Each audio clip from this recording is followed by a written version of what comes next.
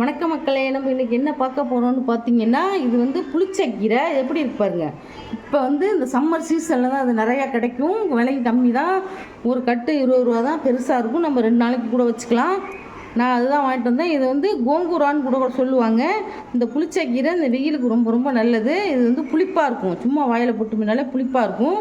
இருந்தாலும் இது கொஞ்சம் புளி போட்டு அரைச்சோம்னா இன்னும் டேஸ்ட்டாக இருக்கும். இது ரொம்ப பேருக்கு இந்த கீரை பிடிக்காது, வாங்க மாட்டாங்க. இதை செய்கிற பக்குவத்தோடு செஞ்சு நம்ம தொக்கா செஞ்சு சாப்பிடும்போது எல்லாருக்கும் பிடிக்கும். இதை எப்படி செய்யலாங்கிறத பார்க்கலாம் வாங்க.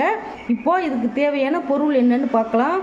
பாருங்கள், நான் ஒரு கட்டில் அரைக்கட்டு புளிச்சக்கீரை எடுத்திருக்கேன். இங்கே பாருங்கள், சுத்தமாக இப்படி கழுவி வாஷ் பண்ணி தண்ணி இப்போ கழுவும் போது தண்ணி இருக்கும் இல்லையா, அதை என்ன பண்ணணும், ஒரு காட்டன் துணியில் நல்லா உணர்த்திடணும் தண்ணியே இல்லாமல். அப்போ தான் நம்ம எண்ணெயில் போட்டு வதக்கும் போது நல்லா வதங்கும்.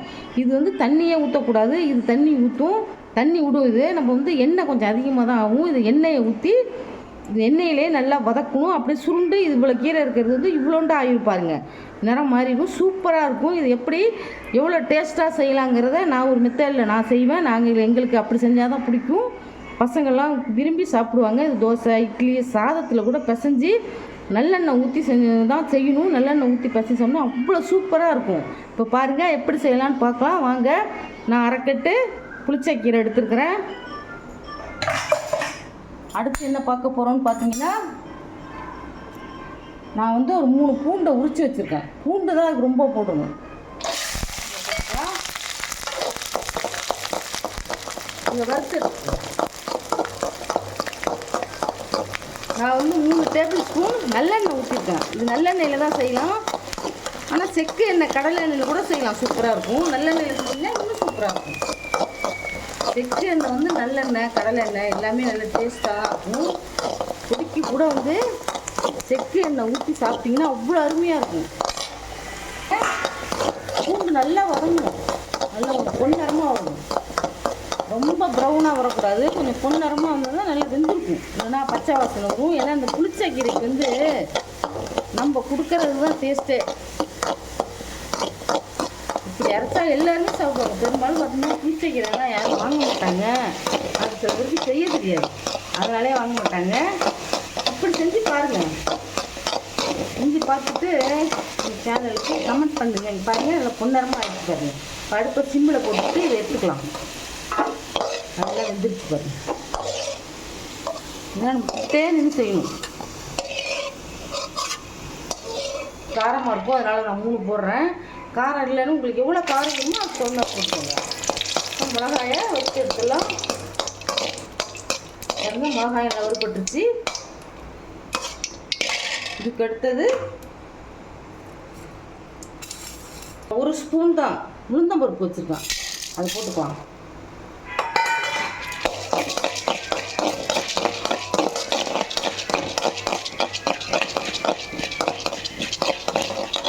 இதையும் நல்லா பொன்னரமாக வறுத்து எடுத்துக்கலாம்.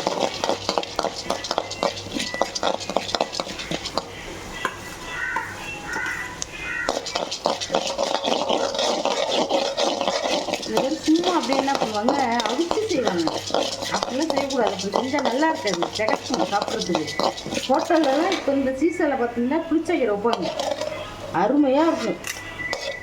அது என்னன்னே நம்ம கண்டுபிடிக்க முடியாது, அவ்வளோ ஒரு டேஸ்ட்டாக இருக்கும். அது திருச்சி சைடெலாம் பார்த்தீங்கன்னா எல்லா ஹோட்டல்லையும் இந்த புளிச்சக்கீரை மசியல்னு சொல்லி வைப்பாங்க. அப்படி இருக்கும். அது ஒரு 1/4 டீஸ்பூன் வெந்தயம், சும்மா ஒரு 10-15, அதையும் நல்லா பொன்னரமாக வச்சுக்கலாம். எல்லாத்தையும் ஃபுல் ஃப்ளேம் வச்சுக்காதீங்க, பாதி எடுத்து வச்சுக்கோங்க. சரி, அதுவும் நல்லா பொன்னரமாக வறுபட்டுருச்சு. கீரைக்கு 1 கை வெங்காயம் அரிஞ்சு வச்சுருக்கேன், அதை போட்டுக்கலாம். இப்போ ஃப்ரிட்ஜில் வச்சுக்கோங்க. இது வந்து 1 வாரம் 10 நாள் வரைக்கும் நீங்கள் ஃப்ரிட்ஜில் வச்சு சாப்பிடலாம், கெட்டே போகாது. ஏன்னா இது வெறும் எண்ணெயிலே தான் நம்ம செய்வோம், அதனால் கெட்டு போகாது. ஆஃபீஸுக்கு கொடுக்கலாம், பசங்களுக்கு ப்ரெட்டில் கூட தடவி கொடுக்கலாம், பசங்க சாப்பிடுவாங்க, அருமையாக இருக்கும். இதையும் நல்லா கொஞ்சம் கண்ணாடி பக்கத்தை விட நல்லா கொஞ்சம் பொன்னரமாக வதக்கி எடுத்துக்கலாம். எல்லாத்தையும் தனித்தனியாக தான் வதக்கணும், ஒன்றா போட்டு நம்ம செய்யக்கூடாது. அப்போ தான் இந்த பக்குவம் கரெக்டாக வரும். ரொம்ப டேஸ்டான ஒரு புளிச்சக்கீரை தொக்கு. இதெல்லாம் ரொம்ப ரொம்ப ஈஸி, செய்ய தெரியாதவங்க கூட ஈஸியாக செய்யலாம். இப்படி செஞ்சு சாப்பிட்டு பாருங்கள், புளிச்சக்கீரை கண்டால் விடவே மாட்டீங்க. இப்போ பாருங்கள், வெங்காயம் நல்லா வதங்கிட்டு பாருங்க. இப்போ தக்காளியை நான் அரிஞ்சு வச்சுருக்கேன்.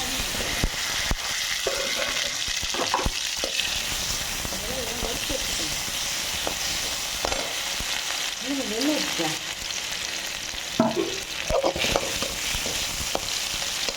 அவ்வளோ டேஸ்ட்டாக இருக்கும் இந்த கீரை. கீரை அடிச்சுட்டு என்ன பண்ணுவாங்க, மிக்சியில் போட்டு அடிச்சுடுவாங்க. அடிச்சுட்டு சும்மா அப்படியே கடுகு உளுத்தம் போட்டு தளிச்சு வச்சுருவாங்க. அது வீணாகவும் போயிடும், சாப்பிட மாட்டாங்க, வேஸ்ட் ஆகிடும். இந்த மாதிரி செஞ்சு பார்க்கறதுக்கு சாப்பிடுங்க. இட்லி தோசை அது சாதத்துக்கு ரொம்ப அருமையாக இருக்கும். இந்த சம்மருக்கு வந்து கர்ப்பமாக இருக்கிற பொண்ணுங்கள்லாம் கூட சாப்பிடலாம். நல்லா வாய்க்கு இதமாக இருக்கும். நல்லா வதக்கணும் தக்காளியை. நல்லா தக்காளி தோல் தனியாகவே வந்துருச்சு பாருங்க. இந்த அளவுக்கு வதக்கணும். இது எடுத்துக்கலாம்.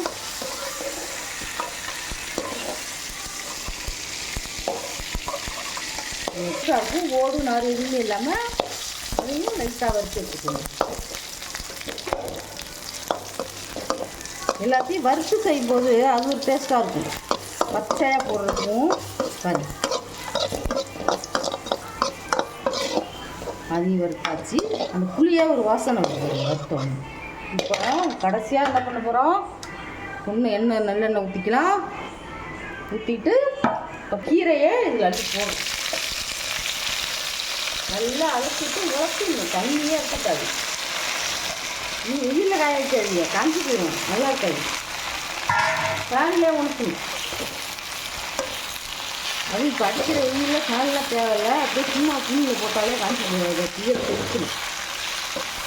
இப்போ வதக்கணும். ஒன்று எப்படி வந்து ஆகிட்டு பாருங்க, நேரம் மாறிட்டு பாருங்க.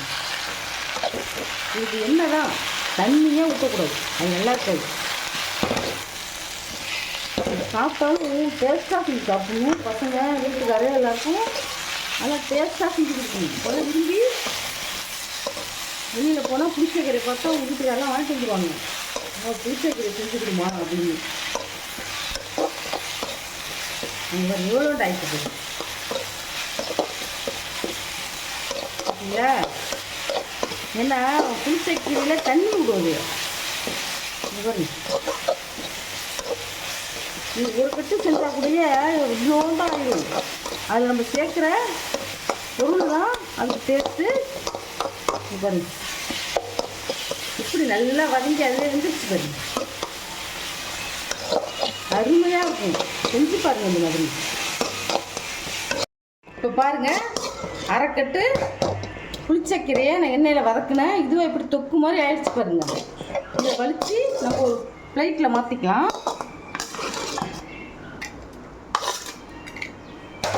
ஆனால் வதக்கும் போது புளியங்காய் வாசனை வரும். இது வச்சிடலாம்.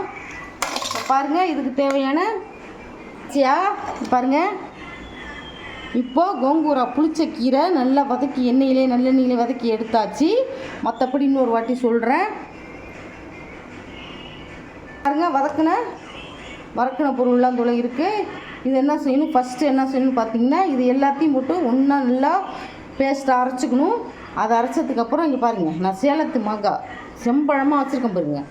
இதில் ஒரு சின்ன மாங்காயில் நான் கால்வாசி எடுத்து வச்சுருக்கேன். 4 வெட்டோம்ல, அதில் ஒரு பங்கு எடுத்து வச்சுருக்கேன். இதை பேஸ்ட்டை அரைச்சிட்டு அடுத்தது இதை போட்டு நல்லா பேஸ்ட்டை அரைச்சிக்கிட்டு அடுத்து கடைசியாக தான் இந்த புளிச்சக்கீரையை போட்டு உப்பு போட்டு அரைக்கணும். நான் அரைச்சி உங்களுக்கு அரைக்கும்போது காட்டுறேன், பார்க்கலாம் வாங்க. இப்போ பாருங்கள், நம்ம கோங்கூராங்கிற புளிச்சக்கீரை வதக்கி வச்சோம். அதுக்குள்ளே இன்க்ரீடியன்ஸ்லாம்